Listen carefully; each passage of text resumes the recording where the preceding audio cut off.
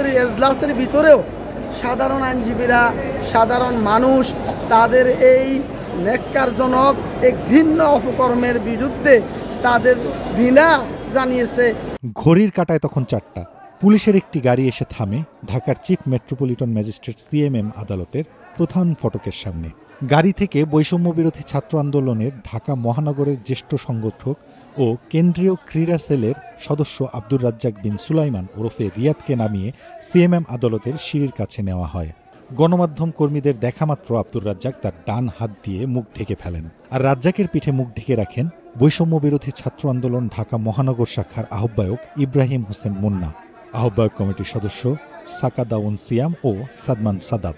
রাজ্জাক সহ 4 জনকে যখন নিচতলার সিঁড়ি থেকে 2 তলায় নিয়ে যাওয়া হয় তখন অন্তত 20 থেকে 25 জন সাধারণ আইনজীবী সহ অনেকে তাদের দেখে চরম ক্ষিপ্ত হন।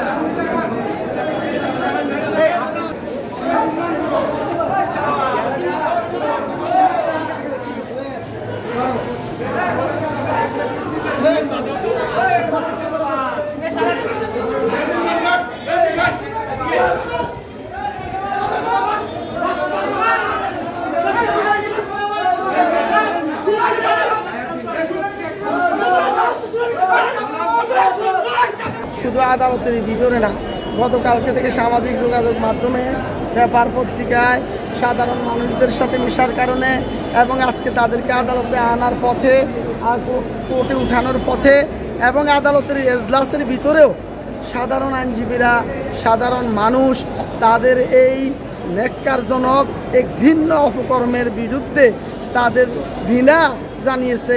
রাজ্জাক সহ 4 জনকে 10 দিনের রিমান্ডে নেওয়ার আবেদন করেন গুলশান থানার পরিদর্শক তদন্ত মুখলেসুর রহমান।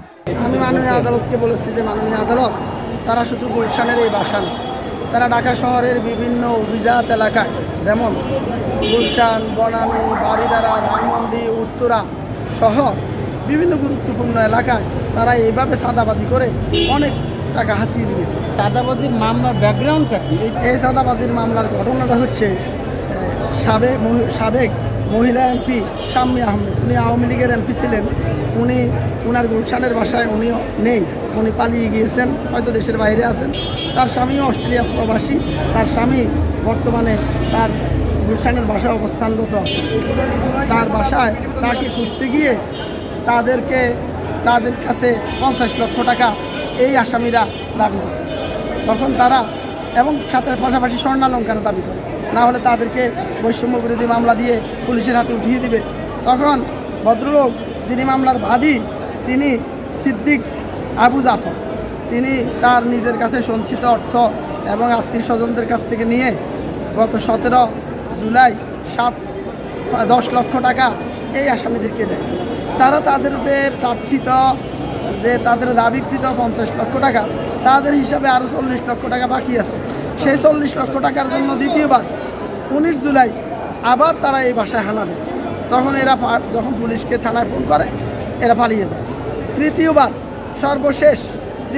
এবং সর্বশেষ গত কালকে 26 জুলাই সন্ধ্যা বিকাল 5:30টায় এই আসামিরা একই বাসায় এসে 40 লক্ষ টাকা চাঁদা দাবি করে। তখন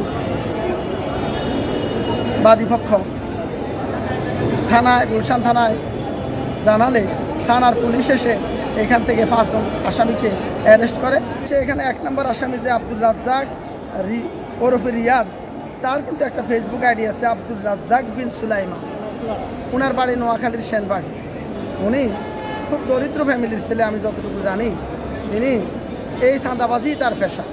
তারা চাঁদাবাজি করে যখন বিশাল অঙ্কের একটা অ্যামাউন্ট পায়, তখন তারা ফেসবুকে আমোদ ফুর্তি করে বিএনপি সহ বিভিন্ন রাজনৈতিক দলের নেতা কর্মীদের বিরুদ্ধে চাঁদাবাজির তকমা দিয়ে পোস্ট দেয়। রাষ্ট্রপক্ষের বক্তব্য শেষ হওয়ার পর রাজ্জাকের আইনজীবী আক্তার হোসেন ভুইয়া আদালতকে বলেন তার মক্কেল নিরপরাধ। পক্ষ থেকে অনেক কথাই বলা হচ্ছে যে আগস্টের পর থেকে তারা গুলশান, বনানী এই অভিজাত এলাকাতে রাজ্জাক সহ আরও গৌরব, অপু, এই 2 জন সহ আরও অনেকেই আপনাদের চাঁদাবাজি করছে। আসলে আপনাদের এই যে রাষ্ট্রপক্ষ বলছে, আপনাদের বক্তব্য কি?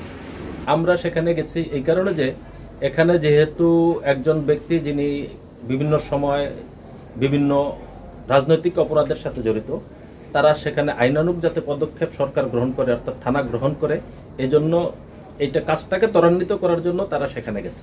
গিয়ে তারা থানায় ফোন দিছে এবং থানার সাথে যোগাযোগ করার চেষ্টা করছে। তাই আমি বললাম মোবাইলটা দাও, আমি মোবাইলটা আদালতে উপস্থাপন করি, নাম্বারটা দাও। বলে মোবাইলটা আমার থানায় সিজ করছে। যেহেতু মোবাইলটা থানায়, সেহেতু তার কথাটা সত্য কিনা আমি জানি না, তবে সে দাবি করতেছে সে নির্দোষ।